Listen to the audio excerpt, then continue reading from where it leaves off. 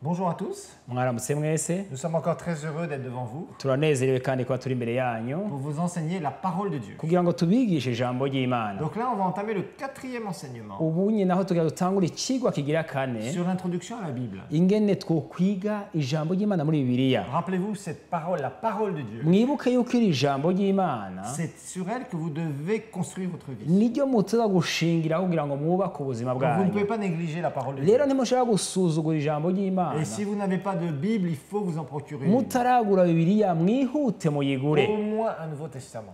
Basi n'imiburiburi ugire isezerano rishya C'est gusa. vraiment le minimum du minimum.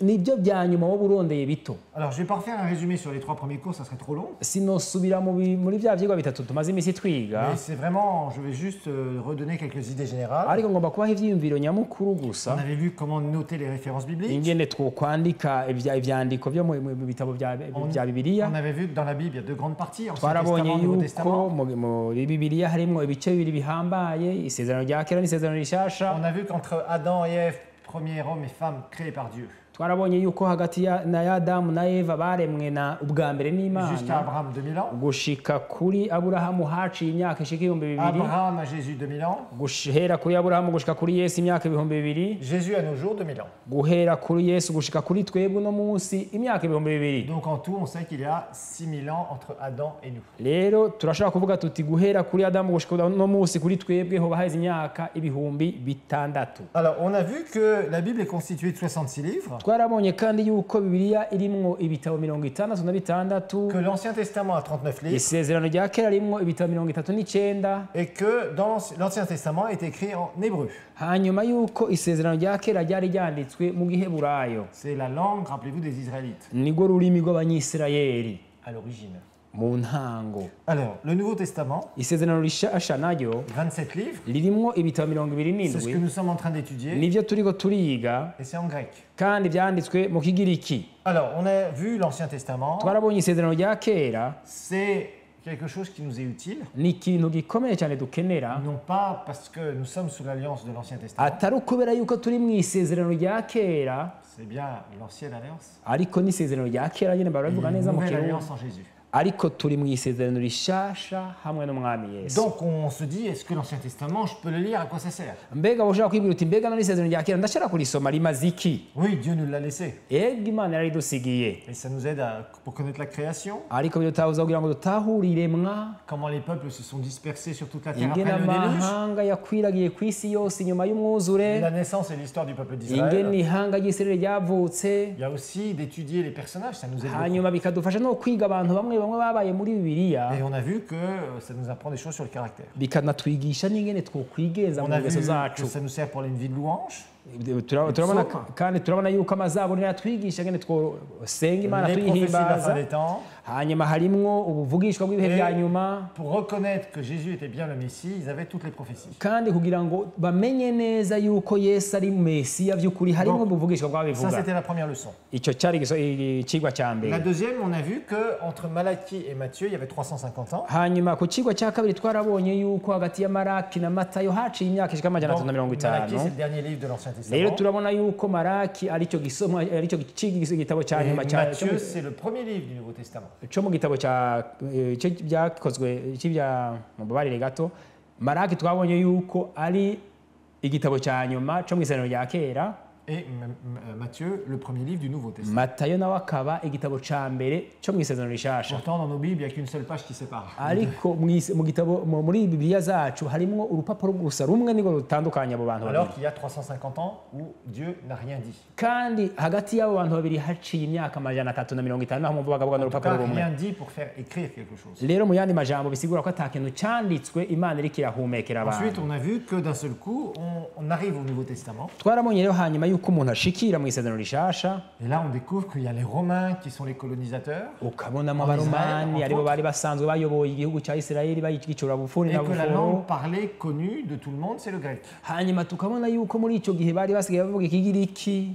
Alors, donc on s'est aperçu qu'il y a eu une histoire derrière tout ça. Rero twarabonye yuko hariho kahise k'ivyo bintu, Et on a vu qu'au 6e siècle, kandi twarabonye ko avant Jésus, ko mu kinyejana cya gatandatu imbere y'uko Yesu aza, Eh bien, il y a l'empire des Babyloniens qui sont venus conquérir Israël, entre autres, et d'autres pays. twarabonye yuko haje ihanga ry'abanyababuloni baje kwifatira igihugu cya Isirayeli. Ensuite, il y a eu les Mèdes et les Perses. Hanyuma haza abamede n'abaperesi. Ensuite, il y a eu les Grecs, Hanyuma haza abagiriki. qui, comme ils étaient très organisés, ont mis toutes les lois, les écrits, tout ça, partout. Kubera yuko bari bitunganije neza barashize amategeko yanditse ahantu hose aho Et les batwara. Romains ont profité de ce que les Grecs avaient fait. Hanyuma inyuma yabo haza abaromani nabo baciye baza babandaniriza hamwe bari Donc, quand ils bagejeje. colonisaient, entre autres Israël et les autres pays, Igihe abaromani rero bariko baratwara bacura bufuri na buhoro Isirayeli n'ibindi bihugu byose byo mu kigo les cy'Abarabu, Romains avaient pris beaucoup de choses que les Grecs avaient construites. abaromani bari bafashe mis en place. abaromani bakoresha hanini ibintu byashizweho n'abagiriki. Alors, ça, c'était la deuxième leçon. Icyo cyari kiba kigira kabiri. La troisième leçon, Ikigira kigira c'est qu'on gatatu a vu le Nouveau Testament. On a commencé à voir. twaratanguriye hamwe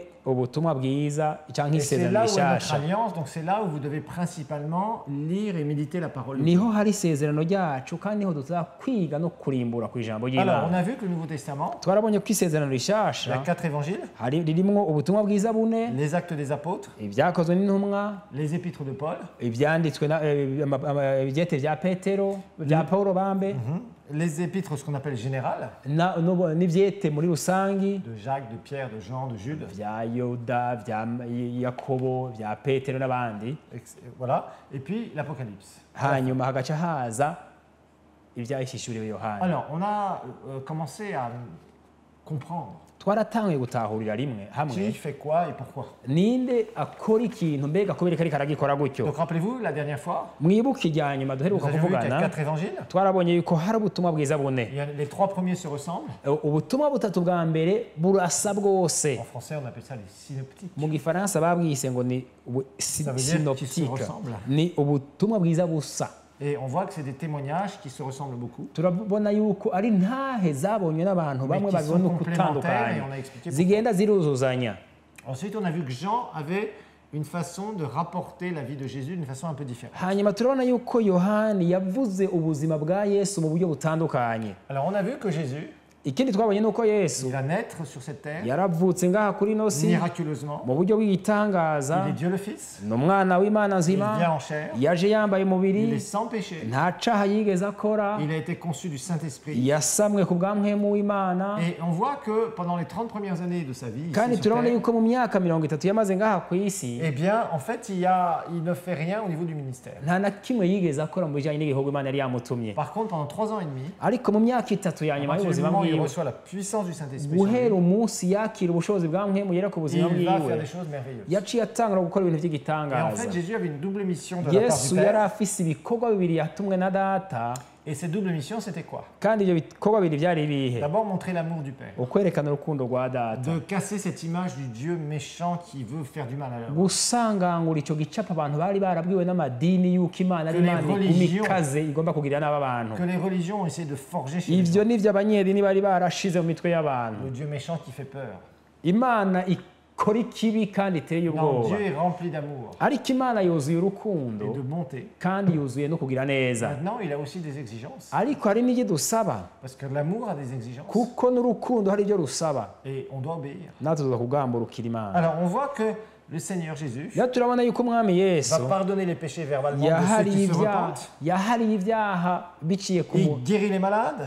ku bantu bamusabye imbabazi, yarakije abarwaye indwara, Il délivre les démoniaques. yarabohoye ababoshwe Et il fait des n'amadayimoni, provisions miraculeuses. yararoranirije abantu mu buryo Alors bw'igitangaza. ensuite, la deuxième phase de sa mission, Ikindi kigira kabiri cyo kuza kwiwe, parce que sinon, il fallait aller voir Jésus pour être guéri. kuko byari bikwiye ko abantu bava aho bari bakagenda kuraba Yesu kugira ngo bakire indwara. Byari bikwiye ko baje muri Il fallait pour Yerusalemu, être pardonné, pour être guéri, pour être délivré. bari bakeneye kubona Yesu kugira ngo bakire ibyaha byabo, bakire indwara zabo, bakire amadayimoni bagwaye. Donc Jésus Rero mu bisanzwe Yesu s'est donné en sacrifice yahavuye yitanga ku pour kw'ikimazi qu'on puisse entrer dans le royaume, kugira ngo twinjire mu bwami, naître dans le royaume de Dieu. tuvuke mu bwami bw'Imana. Cette naissance dans le royaume de Dieu, Kandi uko kuvuka mu bwami bw'Imana c'est ce que vous avez vécu quand vous avez été sauvés. nico mwabayemo umunsi mwakizwa. Et en même temps, kandi ikindi ça nous donne de pouvoir aussi faire les œuvres de Jésus. byaduhaye gushobora gukora ibikorwa Yesu nawe Parce que yakoze quand Jésus est mort et kubwo ressuscité, igihe Yesu yapfa akazuka il nous a donné l'exemple comment vivre, yaduhaye akarore k'ingene twubaho quelle était la mission du royaume, atubwira n'igikorwa c'ubwami bw'Imana et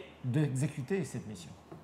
tubwira nuko twogikora De prêcher tukakirangura la bonne nouvelle, tuvuge ubutumwa bwiza de guérir les malades, dukiza abarwayi de délivrer indwara les démoniaques, tubohora ababoshe de nk'amadayimoni faire des miracles de provision, dukora ibitangaza byo de kuraniriza faire abantu toutes sortes de choses en son nom. dukora ibintu byose mu izina Et ryiwe ça, c'est la mission qu'il nous a laissée icyo rero nicyo gikorwa et yadusigaranye qu'on va trouver dans les actes des apôtres. tuzosanga mu byakozwe n'intumwa À la fin des évangiles, ubutumwa bwiza buheze Jésus fait naître de nouveau ses disciples yesu yaratumye abigishwa be bakizwa et il va leur donner une mission, hanyuma abaha igikorwa de prêcher la bonne nouvelle, kuvuga ubutumwa bwiza de démontrer le royaume kugaragaza ubwami par des œuvres, biciye mu bikorwa la puissance de Dieu, ubushobozi bw'Imana et de faire entrer les autres dans le royaume. kugira ngo binjize benshi mu bwami Et c'est ce qui va se passer parce qu'il va repartir auprès du Père. icyo niyo cyaciye kibandanya kuko we yaciye yidugira mu Et ijuru il va envoyer son merveilleux Saint-Esprit. hanyuma cyarungika mwemu wiwe Parce w'igitangaza que Jésus ne nous a pas laissés orphelins, kuko yesu ntiyadusize turi il imfubyi nous a envoyé l'Esprit.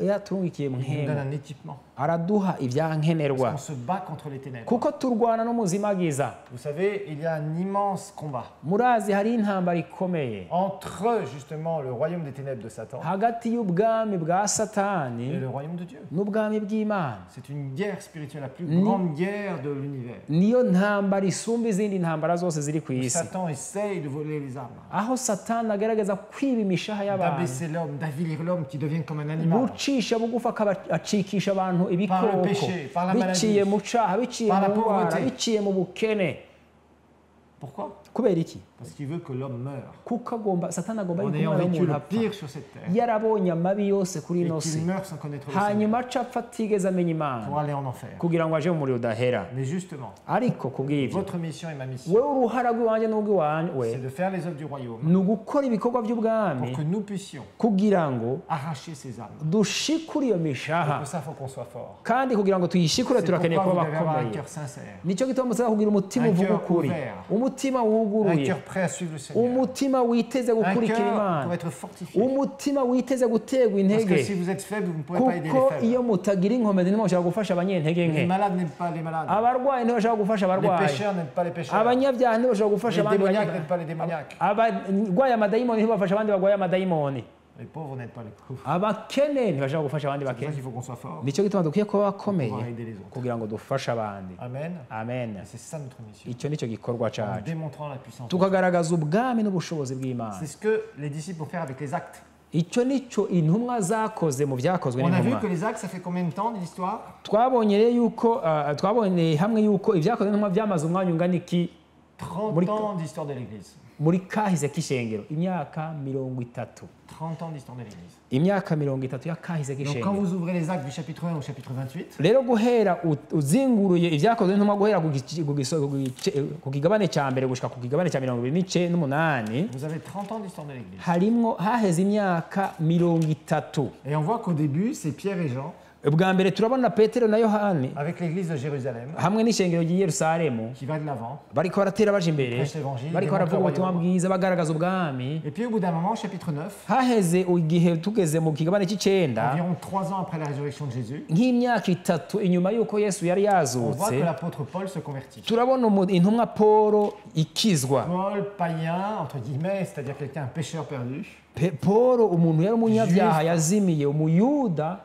qui aimait la loi de Moïse, yakunda ibyagezwe bya qui mose rwose persécutait l'église de Dieu, yahama ishengero ry'imana va se donner à Christ. arakizwa Et là, aho rero ce personnage va être important. uyu mugabo yabaye umuntu akomeye Ça va être un cyane puissant instrument dans les mains de Dieu. yacitse igikoresho cy'igitangaza mu biganza Donc by'imana acte 13, guhera rero mu byahishuri mu Jusqu'à la byakozwe fin. n'intumwa 13 gushika mu mpera jusqu'à la fin des actes, gushika mu mpera z'ibyakozwe n'intumwa on voit finalement turabona neza l'apôtre Paul intumwa qui part paul avec des collaborateurs agendana n'abagenzi et qui biwe commence à démarrer et à fonder des églises. agenda ashinga amashengero hirya no hino On en parlera beaucoup plus loin dans d'autres enseignements. tuzobibona mu zindi nyigisho Alors, maintenant, on va voir qu'il y a les épîtres de Paul. rero ikindi tubona hariho ibyanditswe cyangwa ibyete bya paul Juste après les actes, uhejeje ibyakozwe n'intumwa Si vous tournez dans vos Bibles, uzungurukije muri bibiliya vous allez zanyu trouver les épîtres de Paul. urabona icete Paul yandikiye abaroma Épîtres aux Romains, urabona icete Paul yandikiye abaroma nicyo cya mbere après les épîtres aux Corinthiens. urabona ivyete byaba Paul yandikiye abanyekorinto Première, vous avez 1 et 2 Corinthiens. icete cya mbere cya Paul yandikiye abanyekorinto Après, vous avez aux Galates. icya kabiri hanyuma icete yandikiye abagalatiya Alors, Rome était une ville, i Roma cyari gisagara Corinthe était une ville. Nikore ntihari gisagara Donc, l'épître aux Romains s'est adressé aux chrétiens de Rome. rero icete Paul yandikiye abaroma yacyandikiye abo bantu baba muri icyo gisagara cy'i Les Roma Corinthiens, les deux lettres sont adressées aux chrétiens de l'église qui vit dans la ville de Corinthe.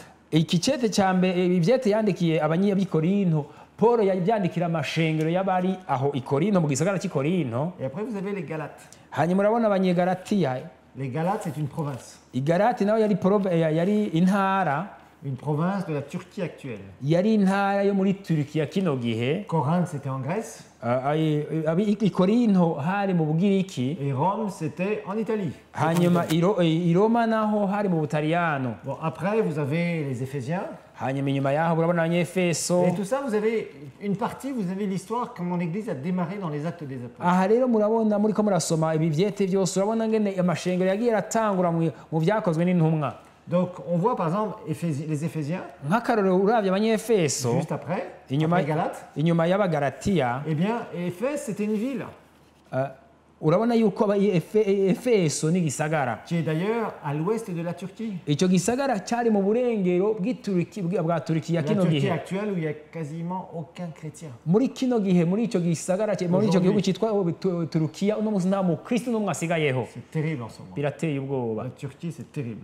Turukiya birateye Et ubwoba pourtant, il y a beaucoup de choses qui vont se passer en Turquie. dans ariko cette époque-là. turabona yuko muri iki gihe cya Paul hari ibintu byinshi byakorekeyeyo Alors, si vous ne connaissez pas les pays, mutazi ibihugu rero demandez peut-être à l'église là où vous êtes. musabe mwishengera aho muri Vous êtes peut-être un professeur kumbura harimo umwigisha ou quelqu'un qui est responsable d'un établissement scolaire. cyangwa umuntu yoba ari umuntu w'umuyobozi w'ishure C'est bien de prendre quelques cartes et que quelqu'un puisse expliquer. akabasigurira nk'akarorero amakarata mwamwe kugira ngo abasigurire Rendez les choses ibisagara simples et aidez-vous les uns les autres. mworoshe ibintu hanyuma mufashanye Si nka quelqu'un bene a data accès à une carte où il y a l'Europe, l'Afrique du Nord et le Moyen-Orient, agasanga hari umuntu yoba afite ikarata y'uburaya ya Afurika cyangwa y'ikigobe cy'abarabu eh bien, ayikoresha une grande carte, vous regardez et vous dites voilà, ça c'est tel pays, ça c'est tel pays. Comme ça met quelque chose dans vos têtes. agenda arabereka ati yamara ngahe hari igihugu iki n'igihugu iki n'igihugu iki C'est un peu plus facile après. bizoca bibafasha Si gutahura vous pouvez neza avoir accès à Internet, profitez-en. mushobora kuronka internet mu Il y a plein bironde de cartes, toutes les cartes que vous voulez sur Internet. ikarata yose woba ushaka urayironka Alors, ensuite, on voit Éphésiens, par exemple, Paul a fondé l'église d'Éphèse à partir d'Acte 19. murabona nk'akarorero Paul yashizeho ishengero ry'Efeso guhera mu byakozwe n'intumwa 19. Donc, tout ça, vous le voyez, vous avez ce qu'on appelle des petits parallèles, des petits écrits à droite, à gauche, là, quand vous regardez vos versets. uravye muri bibiliya yanyu urabona hirya no hino y'ico uriko urasoma yuko harimo utuntu twanditswe duto Et duto souvent, on va faire une référence sur Acte 19 quelque part. barakwereka aho ushobora gusoma uriko urasoma nk'akarorero ivy'Efeso barakubwira ati soma mu Baromani 1:7 canke mu Bakorinto 1:12 gutyo gutyo Et c'est normal. ni ibintu bisanzwe Donc, c'est bien de regarder les petits parallèles. ukagenda uraraba ibisomwa bisa. Voilà. Alors, les Philippiens aussi, on a l'histoire uravye n'amakuru y'Abifilipi de l'église de Philippe. urabona amakuru y'ishengero Acte 16. ry'Ifilipi uravye nk'akarorero ivyakozwe n'intumwa 16. Alors, par exemple, les Colossiens, nk'abanye Juste après. abakorosayi là, Colosse, on n'a pas Paul qui va fonder l'église de Colosse. Paul ne fonde pas l'église de Colosse. aha turabona abakorosayi yuko atari Paul yatanguje ishengero ry'ikorosayi Donc, si vous cherchez dans les actes des apôtres si Paul a fondé Colosse, vous verrez qu'il n'a pas fondé l'église de Colosse. muravye mu vyakozwe n'intumwa igihe Paul yoba yarashingira ishengero ry'ikorosayi ntaho mubona Mais il écrit à cette église, ariko turabona yandikira ishengero pour différentes raisons. ku bituma bitandukanye Alors, par exemple, les Thessaloniciens, nk'abatesalonika nk'akarorero bah, vous allez trouver ça, effectivement, à partir de Actes 13 et 14. urabona yuko Paul uhereye mu vyakozwe n'intumwa 13-14 Et en fait, Paul va fonder cette église, très brièvement d'ailleurs. urabona Paul yuko yashinze ishengero vyihuta Il va être obligé de fuir. mu nyuma cyari arahunga kubera ko baramuhama Il va avoir des problèmes. kuko bariko baramuhama On va le persécuter terriblement. bariko baramuhama biteye Et il va ubwoba écrire à une église qui est très jeune. aca yandikira ishengero rikivutse rikiri rito cyane Alors après, il y a une épître à Timothée. hanyuma turabona icete Paul yandikiye Timoteyo. Alors là, c'est ce qu'on appelle les lettres pastorales, les épîtres pastorales. Ibi ni byo bita ngo Adressé à des serviteurs de Dieu. by'abarongozi b'amashengero. Voilà. Et Timothée, Timoteyo rero il l'a rencontré dans Acte 16. bari bahuye muri byakozwe n'intumwa 16. Donc c'est bien que vous regardiez les Actes des Apôtres quand vous lisez les épîtres. iyo rero uriko urasoma ivyete vya Paul urakwiye kuza urasubira mu byakozwe n'intumwa kugira ngo urabe ngene vyahavuye Comme ça, bigenda tu mu comprends byakozwe n'intumwa certaines choses. kuko uzoca ugenda uratahura neza kimwe n'ikindi. C'est pas de savoir un lieu ou une personne qui est une personne, quand un événement, tout ça. C'est pas le plus important, mais ça met quelque chose dans ta tête. Si ukugira ngo umenye ngo naka na naka yaciye agira iki niki, ariko ntugira ngo iyo ugiye uraraba hirya no hino ukaraba mu vyete hanyuma ugasubira mu vyakozwe n'intumwa biragutuma hagira ikisigara mu mutwe. Ça te permet de mieux comprendre pourquoi telle personne a écrit telle chose. Biragutuma utahura igituma naka yanditse iki no kubera iki yacanditse. Donc Timothée, c'était un collaborateur, c'était un fils spirituel dans le ministère de Paul. Rero Timoteyo ari nk'umuhungu mu buryo bw'impwemu wa Paulo. Ils se sont rencontrés dans Acte 16. Bari bahuye mu vyakozwe n'intumwa 16. Et il va lui écrire comme un serviteur de Dieu. Aca amwandikira nk'umukozi w'Imana. Donc il va écrire 2 lettres. Amwandikira amakete abiri.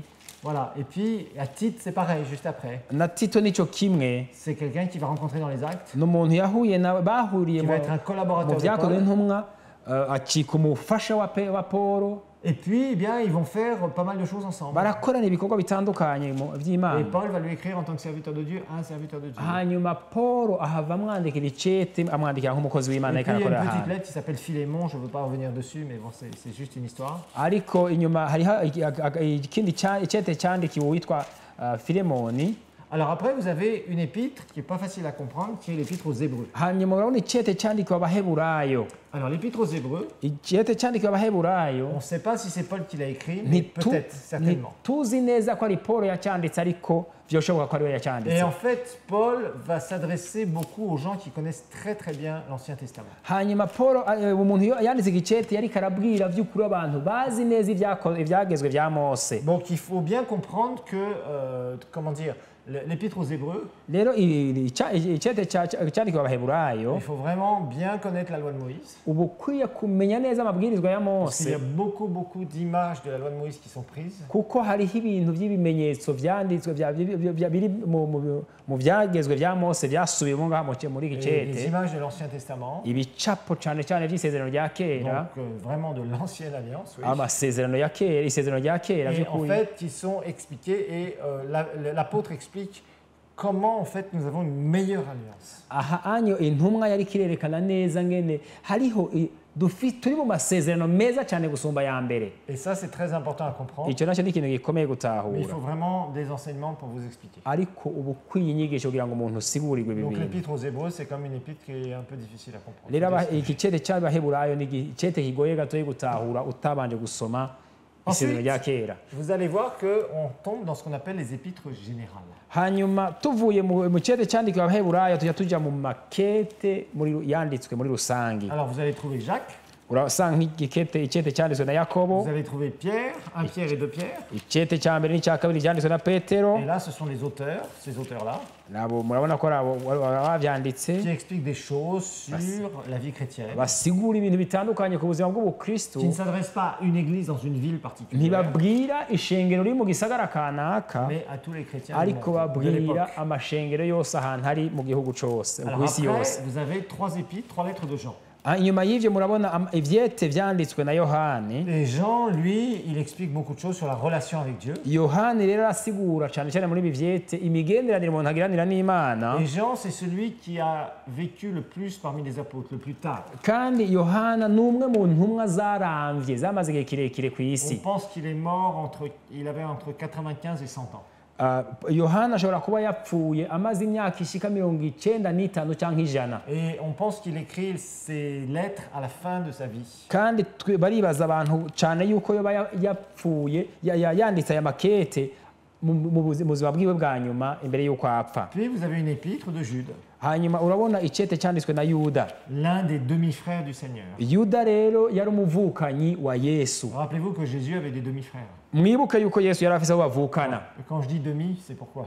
Mvuze ngo abo bavukana mu gifaransa bavuga ngo demi frère ariko mu kirundi ntavyo ntituzi ni bene wabo abo twokwita bene wabo kuri mama wiwe gusa. Voilà, c'est ça exactement. C'est qu'en fait, Jésus n'a pas été conçu d'une relation sexuelle entre Joseph et Marie. Nuko Yesu atavutse kuri mu migenderanire mpuzabitsina bya Mariya na Yosefu. On sait que Jésus a été conçu miraculeusement Tuzi yuko Yesu yavutse mu buryo bw'igitangaza par le Saint-Esprit biciye muri mpwemu yera dans le sein de Marie. mu nda ya Mariya. Et on sait qu'après, par exemple dans Marc 6, verset 3, Turazi yuko nk'akaroro muri Mariko 6 umurongo wa 3 et on sait dans Matthieu 13, 55 aussi. turazi nko muri Matthieu 13, 55. Matayo 13:55. On sait que Jésus avait des frères et sœurs. Turazi yuko Yesu yari afise abo bavukana n'abahungu Mais n'abakobwa réellement, c'est demi-frères et demi-sœurs. C'est-à-dire ariko qu'eux étaient de Joseph et Marie. bobo bari bavyawe na Mariya na Yosefu. Il y a une raison pour laquelle Jésus n'a pas été conçu avec Joseph. Rero hariho igituma Yesu atavyawe na Yosefu. Mais je ne peux pas vous l'expliquer maintenant. Sinogibasigurira ubunyene. Mais ça fait partie justement des grands mystères que Dieu nous a révélés. Ariko biri mu binyegezwa Imana Et yaduhishuriye. c'est pourquoi Jésus avait un sang divin qui a pu nous racheter. Nico gituma Yesu yari afise amaraso y'Imana yashobora Et kuducungura. on expliquera ça peut-être un jour. Ivyo tuzobisigura ngira ngo. Alors, le dernier livre,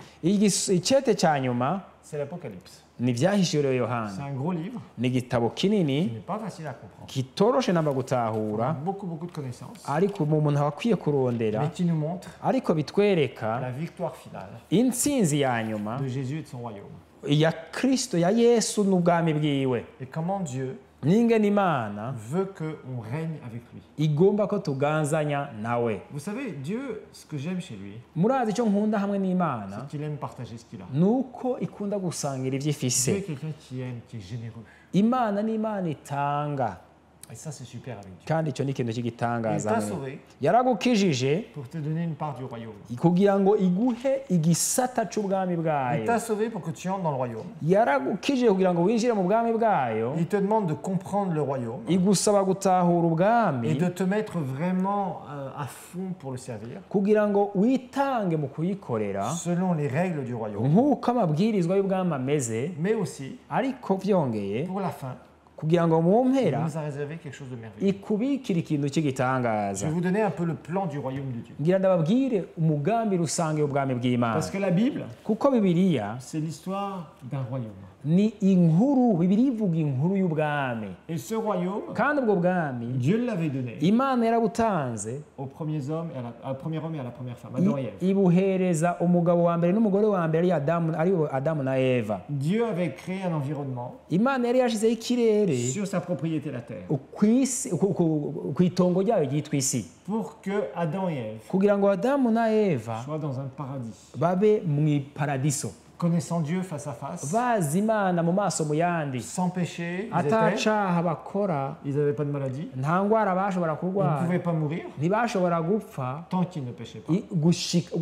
batarakora icyaha ntibashobora gupfa, Ils ne connaissaient pas la pauvreté, nta bukene bashobora le kubamo, manque ou quoi que ce soit. nta kubura ikintu na kimwe byashoboka. Mais Ariko quand Dieu les a placés là, Imana imaze kubashira muri iryo et c'était tongo, eux qui devaient régner sur la terre la propriété de nibo Dieu, bategeka guca baganza kuri iyo si Imana yari eh yabaremeye. bien, au bout d'un moment, Ariko haheze igihe assez rapidement, vuba na vuba mbere ils ont péché. baciye bakora icyaha. Satan les a tentés. Satani Ils ont yarabagerageje, accepté d'écouter la voix du diable. baca bemera kumviriza ijwi rya Satani, Ils ont péché barakora icyaha, et ils sont morts spirituellement, séparés de Dieu. baca barapfa mu buryo bw'impwemu, baratandukana n'Imana. Et en même temps que, en fait, quand ils ont péché, ils sont devenus la propriété de Satan. Bamaze gukora icyaha baciye bacika inyegu za Et Satani. Dieu leur avait donné des droits de gérer la terre. Imana yari yabahaye uburenganzira bwo gutunganya isi, Et quand Adam et Ève sont morts, ariko igihe Adamu na Eva spirituellement, bapfa mu buryo bw'impwemu, c'est-à-dire qu'ils ont péché contre Dieu, igihe bakora icyaha ku ils ont Mana, été séparés. baciye batandukanywa nayo. Et à ce moment-là, qu'est-ce qui s'est passé? Haciye hakurikira iki? Les droits qu'ils avaient pour gérer la terre, Uburenganzira bari bafise bwo gutunganya isi, comme ils ont changé de propriétaire, kubera yuko bacitse Quand inyego Dieu n'ubundi les a mugabo créés, ils étaient la propriété de Dieu. igihe imana yabarema bari inyegu z'imana Et quand ils ont péché, ils sont devenus la propriété du igihe diable. bakora icyaha baca bacika inyegu ya satani Dieu leur avait donné des droits sur la terre. imana yari yabahaye uburenganzira ku isi Et Satan a récupéré ces droits. hanyuma satani aca yigarurira ibyo bari bafise Et à nk'uburenganzira partir de ce moment-là, guhera uwo à mwanya partir de la chute d'Adam et Ève, guhera kugwa kwa adamu na jusqu'au eva moment où Jésus viendra régner, gushika umunsi yesu azogara la kuganza terre est dans un désordre isi iracyari mu muvurungano terrible. uteye ubwoba Pourquoi? Parce que c'est Satan kubera yuko ari qui satani gère ce qu'on appelle les systèmes de ce monde. satani niwe atunganya niwe afise mu biganza itunganywa ry'iyi On si voit par exemple le leadership. turabona nk'akarero mu Vous burongozi voyez tous les gens qui sont responsables d'autres. murabona abantu barongora abandi Terrible. Tout ce qui est leadership. uburongozi bwose ku isi Il y a beaucoup de gens qui font n'importe quoi. abantu benshi bakora ibintu bidakorwa Parce qu'ils bibi écoutent le diable. kuko bumvira satani Ensuite, sur l'économie. nk'akarero ikindi nacyo ku bijyanye On voit n'ubutunzi partout des injustices dans l'économie. urabona mu butunzi akarenganyo gateye ubwoba Des gens qui sont très riches abantu batunze et cyane qui peuvent faire tout ce qu'ils veulent contre les pauvres. bagomba bikorera ibyo bishakiye ku On bakene voit des injustices sociales. urabona akarenganyo mu bijyanye Des gens n'imibano qui se battent, abantu barwana qui se tuent, qui font des abantu guerres. bicana bagiranira nabi Et tout ça, ibyo byose c'est le résultat de l'influence du ni mauvais gestionnaire. inkurikizi z'uko satani ari waganje Donc Jésus vient, yesu araje rero lui Dieu le Fils. umwana w'imana azima Il ouvre la porte du royaume par son sacrifice. arugurura umuryango w'ubwami biciye mu kimazi Pour que ciwe tu puisses sortir de la propriété du kugira diable, ngo uve ku binyego ya naître dans le satani royaume de Dieu, uvukire mu bwami bw'imana avoir des droits sur cette terre, ugire uburenganzira kuri ino si contre le péché, ku bijyanye contre la n'icyaha pauvreté, ushobore kurwanya icyaha contre les urwanye malédictions, ubukene urwanye umuvumo contre les wose maladies, urwanye indwara zose contre toutes les pensées mauvaises, urwanye négatives, ibyiyumviro byose bibi contre l'échec, bigutera contre tout ce qui est négatif. urwanye ukunanirwa kose kuva kuri satani Et le Seigneur, kandi umwami après, quand tu vas mourir, akwemerera yuko igihe uzoba upfuye il va t'amener dans des choses merveilleuses. agutware mu bintu by'igitangaza Entre-temps, tu dois travailler pour le royaume de Dieu. ariko hagati aho urateza gukorera ubwami Alors bw'imana l'Apocalypse, rero ibyahishuriwe ça yohana va nous révéler la gloire de Jésus, bitugaragariza ubwiza bw'umwami le royaume de yesu son Père, ubwami la bw'imana se puissance du Saint-Esprit, ubushobozi bwa mpwemu yera et comment Dieu n'ingene imana va récupérer izosubira kwigarurira la gestion de sa propriété. itunganywa C'est-à-dire la terre. ry'isi yaremye C'est comme ça qu'il va faire dans l'Apocalypse. icyo kigaragara mu byahishuriwe yohana Et c'est très simple. kandi biroroshe Donc Dieu, imana dans la personne de Jésus, biciye mu mwami yesu va revenir.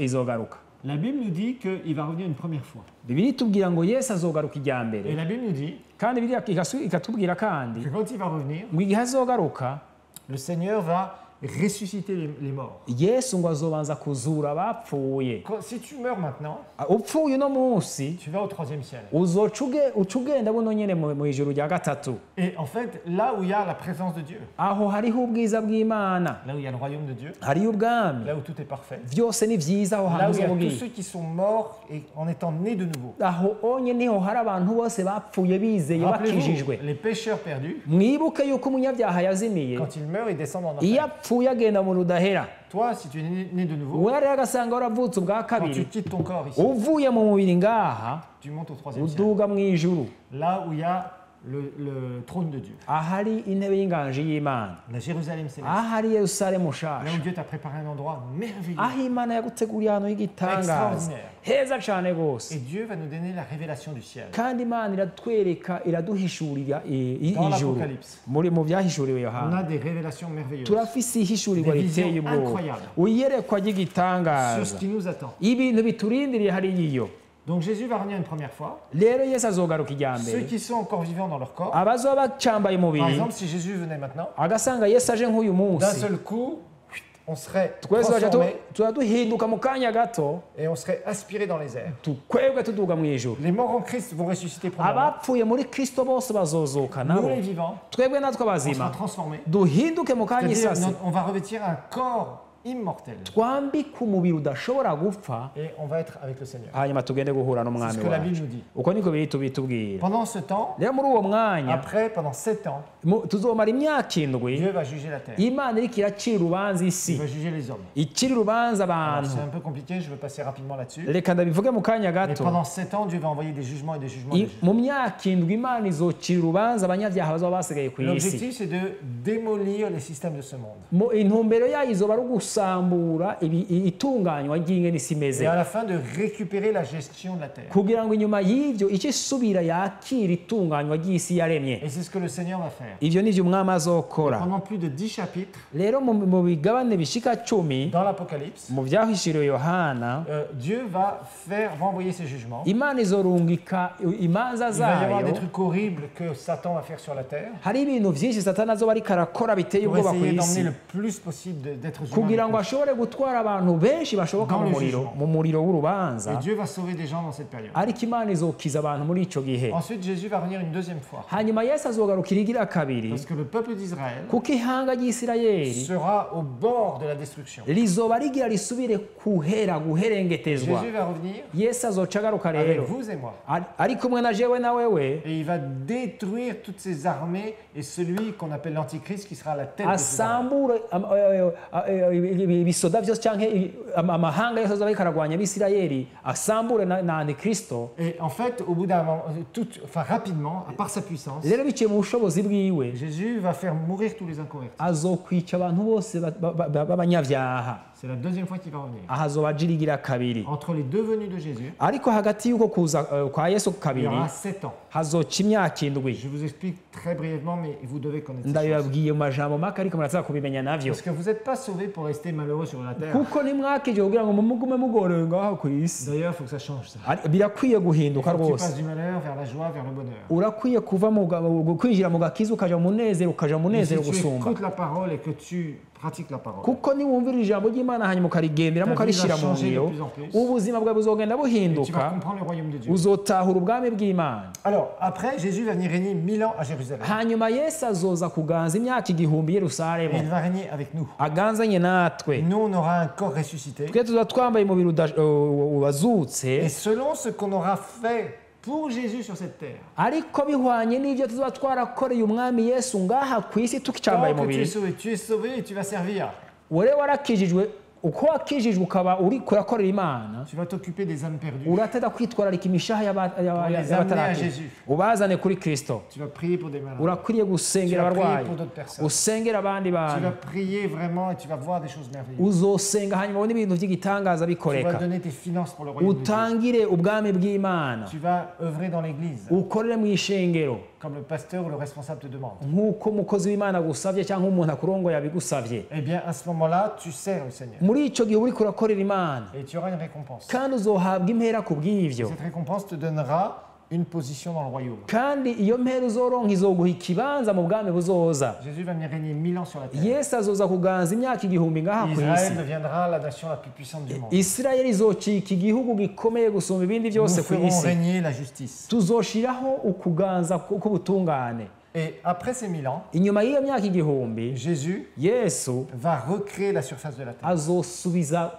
itoto isi pour qu'il n'y ait plus une trace du péché. kugira ngo akarongo kose icyaha cashizeho gakurweho Et là, il va venir habiter parmi nous. hanyuma acaza abane natwe Dans toute sa gloire. mu bwiza bwiwe Et nous aussi, on sera remplis de gloire. natwe tuzoba twuzuye ubwiza On bw'imana sera dans un monde parfait. tuzoba turi mu isi itunganye On aimera un Dieu qui est toujours parfait. tuba dukunda imana On aura un itunganye corps parfait qui ne pourra plus jamais pécher. tuzoba dufise umubiri udashobora gukora Qui ne icyaha pourra ukundi jamais mourir. udashobora gupfa Et tout sera parfait autour de nous. byose bizoba ari byiza imbere En yacu fait, ce que Dieu voulait faire avec Adam et Ève, Les les deux- descendants d'Adam et Ève, icyo imana yarashatse gukorana na adamu hamwe n'urubyaro ils rwabo ont échoué. byarabananiye adamu na eva Israël a échoué aussi na isirayeli byarayinaniye pour établir le royaume de Dieu. gushyiraho ubwami bw'imana Mais Dieu va le faire ariko imana izobishyiraho avec vous et moi. hagati hamwe na twebwe na Et mwebwe j'ai voulu partager ça. nagombye gusangira namwe ivyo Normalement, je fais ces enseignements quand les gens sont plus avancés. ivyo ndavyigisha abantu iyo bamaze gukura mu gakiza Mais je veux que vous appreniez des choses. ariko ndagomba ko mwiga ikintu Ce que kimwe je veux que vous appreniez, icyo ngomba ko mwiga c'est que si tu as été sauvé, nuko agasanga warakijijwe il y a un avenir extraordinaire qui t'attend. ni uko hariho kazoza k'igitangaza ku Le buzima jour où tu vas bwawe quitter cette terre, umunsi uzoba uvuye kuri ino le jour si où ton corps va mourir, umunsi umubiri wawe uzoba upfuye à l'intérieur de toi, muri wewe ce qui est éternel, hari ikintu kidapfa kidahera cy'ibihe bidashira kizogenda mu buzima bw'ibihe bidashira nyene tout ça c'est dans la Bible. ivyo byose biri muri bibiliya Et la Bible, il y a beaucoup de choses super. rero muri bibiliya hari ibintu byinshi byiza Il y a cyane des choses tellement merveilleuses, hari ibintu by'igitangaza des choses qui nous surprennent, ibintu bidutangaza des nyene promesses de Dieu. amasezerano y'imana C'est pourquoi tu ne dois jamais perdre courage. nicyo gituma udakwiye gucika intege n'umunsi Tu dois n'umwe au contraire t'ouvrir. udakwiyugura Et tu ahubwo dois savoir ukamenya neza que le Seigneur t'a sauvé. yuko imana Non yagukijije pas simplement pour dire je suis sauvé, je vais dans une église. atari ukuvuga ngo yarumva je ndakijijwe nsengera mu Oh ishengero Dieu, je te loue, gloire mana à toi Seigneur. ndagushima ishimwe ribe ryawe mwami Bon, ok, tout ça c'est bien. ibyo nabyo ni byiza Tu connais le Seigneur, urazi imana mais il t'a réservé des choses. ariko hari ibyo yakubikiye Il faut que tu by'igitangaza découvres beaucoup de choses sur cette terre. urakwiye kubona ibintu byinshi ngaha ku Qui isi t'a réservé. yakubikiye Des ngaha choses que tu peux vivre. ibintu ushobora kubamwo Et tu dois apprendre à détruire les œuvres du diable. hanyuma ukaniga gusangangura ibikorwa Dans by'umugwanizi ta vie mu buzima et bwawe dans la vie des autres. no mu buzima bwa bagenzi Et on bawe va vivre un réveil merveilleux. hanyuma tube mu ikanguro Dans cette ry'igitangaza nation du Burundi. muri kino gihugu Je le cy'uburundi crois sincèrement. ndabyizeye mu mutima Pour wanjye ça, Dieu a besoin de chacun d'entre nous. kandi ndazi ko imana ikeneye umwe wese muri Et c'est pour twebwe ça qu'on fait ces enseignements. nicyo gituma tugira izi C'est nyigisho pour vous aider ni ukugira ngo tubafashe à avancer avec le Seigneur. kugira ngo mushobore gutera À imbere être n'umwami motivé. mugire intege Non pas vous dire, bon, voilà, je suis sauvé. atari ukuvuga ngo murabona ndakijijwe Allez, je vais cultiver mon champ la semaine. rero ngira nje kurima mu ndimiro zanje Ok, je vais kwiyi m'occuper de mes enfants. hanyuma nitwararika abana Je banje vais m'occuper de l'école si je suis enseignant. agasanga ndi directeur. umunyeshuri ndi umuyobozi reka ngende kwigisha Je fais mon petit commerce. reka ngira Je urudandazwa prie mon rwanje Seigneur d'être béni. ndasenga imana kugira ngo Bon, impezagire tout ça, c'est bien.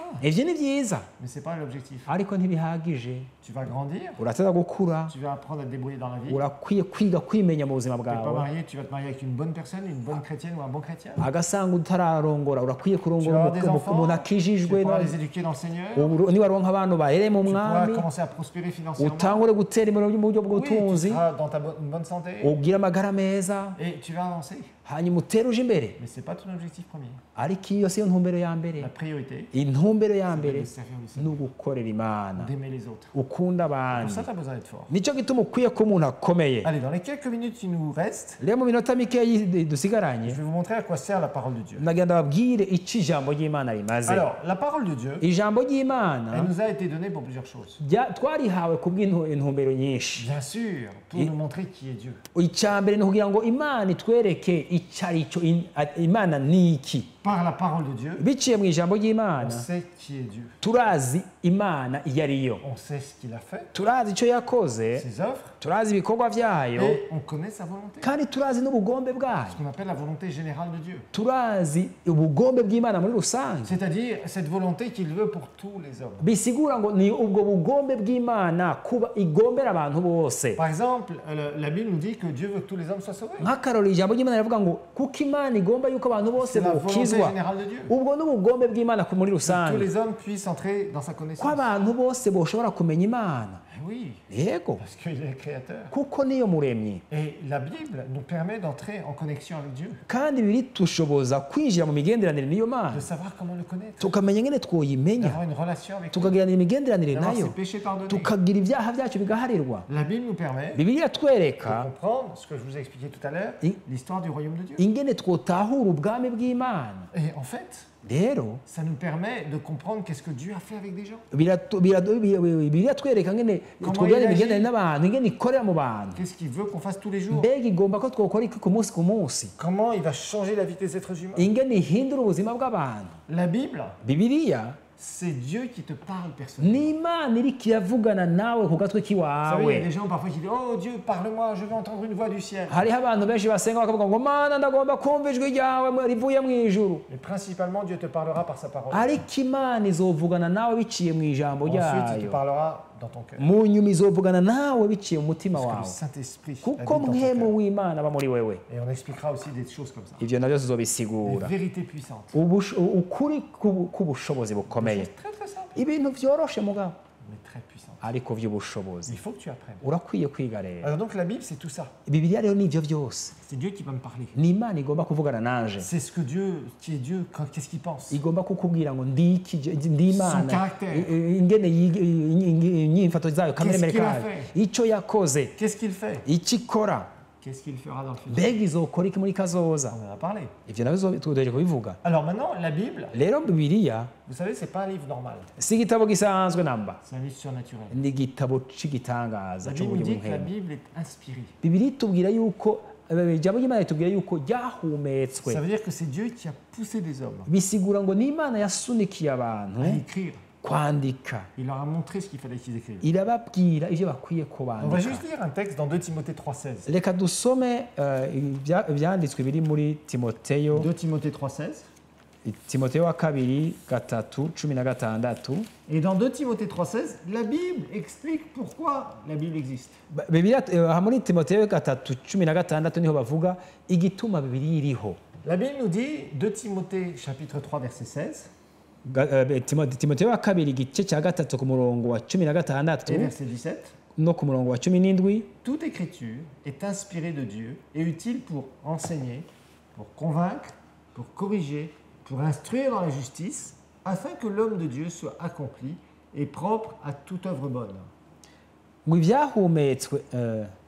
ivyanditswe byose vyahumetswe n'Imana kandi bigira ikimazi cyo kwigisha umuntu no kumuhana no kumutunganya no kumutoza indero nziza mu kugororoka, kugira ngo umuntu w'Imana bushitse afise ibimukwiye byose ngo akore igikorwa ciza cose. Alors on voit que toute écriture est inspirée, ça veut dire Dieu a poussé des gens à écrire. Turabona rero yuko ari Imana yasunikiye abantu bose twavuga bandika kwandika ivyo banditse. Je ne vais pas aller plus loin dans les explications parce que ça demanderait des heures et des heures d'enseignement. Sigomba gushika kure mu nsiguro kuko vyomfatira umwanya munini. Alors, la Bible sert à quoi? Enseigner. Rero ijambo ry'Imana rimaze iki kugira ngo ritwigishe? Enseigner, c'est expliquer. Ukwigisha bisigura ngo nugusigura. Enseigner, c'est vraiment détailler, expliquer comment les choses sont. Ukwigisha no kuvuga mwido nido ingene ibintu bimeze. Ensuite, convaincre. Moyani irigira kabiri ngo guhana. C'est justement la puissance du message. Ni ubushobozi bw'ijambo, Pas convaincre dans la tête. atari ukumvishwa mu mutwe. La tête, ça passe. Ivyo mu mutwe biramara akanya Beaucoup de gens sont bigahera. là, disent ah, moi, je suis d'accord avec l'histoire de Jésus. Hariho abantu benshi bari ngaho kwisi bavuga ngo aha ngo je ibintu bya Yesu Ils sont ndavyemeranya d'accord avec navyo. leur tête. Bemeranya mu mitwe yabo gusa. Oui, oui, je suis d'accord, Dieu guérit. Ndavyemera by'ukuri ko Imana ikiza. Oui, je suis d'accord, Dieu baptise du Saint-Esprit. Ni ukuri je ndizeye yuko ndibaza yuko Imana Oui, ibatiza muri je mpemu suis yera. d'accord, mais, Dieu fait prospérer, il peut faire beaucoup de choses. Ivyo nivyo yuko Imana ishobora guteza imbere umuntu, Et puis en fait, il n'y a rien qui se passe dans leur vie. ariko ugasanga nta na kimwe kigeze gihinduka mu Parce buzima qu'ils ne sont bwabo pas convaincus, ils sont juste d'accord. kuko ntibigeze bahinduka, babaye gusa bavyemeranye mu mitwe yabo gusa. La Bible va parler dans nos cœurs, nos esprits. Ariko Bibiliya ivugana n'impwemu zacu mu Quand mitima tu ouvres yacu. ton cœur, Wuguruye umutima tu wawe te dis Seigneur, je ne sais pas quoi faire. ukavuga uti Imana reka sinzi ingene nobikora, J'ai des idées, mais là, je ne pense pas que ça vient de toi. ndafise ivyiyumviro ariko sinzi ko biva iwawe. Et là, le Seigneur te dirige. Mpwemu w'Imana Tu azokuyobora, commences à dire la parole. utangure gusoma ijambo Tu entends la ry'Imana parole qui est canke enseignée ou wumve prêchée. ijambo ririko riravurwa, Et tu dis, mais c'est vrai, ça. uvuga uti aha ni ukuri uko, C'est pas bien, je ne suis pas dans la bonne voie. ni ukuri narihenze inzira, Là, je suis vraiment convaincu que c'est pas ça. ubunye ndemejwe neza ko ntariko ndakorako. Bien sûr, vous le verrez. Mu yandi majambo Dans le cours sur la repentance, ivyo muzobibona mu gicibwa muzokwiga cyo on verra kwihana, que quelqu'un qui n'est pas sauvé muzotahura yuko umuntu doit atarakizwa être convaincu par le Saint-Esprit. ateza kubanza kwemezwa na mpwemu Quand il w'Imana. entend la parole prêchée, Igihe yumvirije ubutumwa bwiza buriko cette buravugwa, personne elle doit être convaincue qu'elle est pécheur. uyo muntu akabanza akemezwa mutima we yuko vy'ukorera umunyavyaha. Quelqu'un qui n'a pas la conviction qu'il est pécheur, Umuntu atazi neza ko ari et umunyavyaha, on expliquera ça très bien, ivyo tuzosubira tubibone neza, eh bien, il ne peut pas être sauvé. ntashobora gukizwa. Si je ne sais pas, j'ai pas la conscience que je suis perdu, Jewe ntemejwe mutima wanje ko ndi umunyavyaha que je suis en yazimiye, danger de mort, ko ndi mwirinde ry'urupfu, je ne peux pas crier au secours. sinoshobora gutabaza ngo bantabare. Quelqu'un qui ne se sent pas en danger, il ne va pas dire au secours, au secours. Umuntu atagiye mwirinde ngo abone yuko atewe ntiyoshobora kugira ngo ntabara On ntabara. lui dit, mais qu'est-ce que tu as? Baca bakabaza ati mbega Par ufashwe exemple, n'ibi. si vous voyez Maître Modeste, là, maintenant même crier au secours, au secours, au secours. Nk'uwo mwoza mwumva ya ntabara. Je lui dirais, mais Maître Modeste, qu'est-ce qui se passe? Yoca agira ati mbega afashwe n'ibikuyu. Qu'est-ce qui se passe? Wafashwe n'ibi. Je vois pas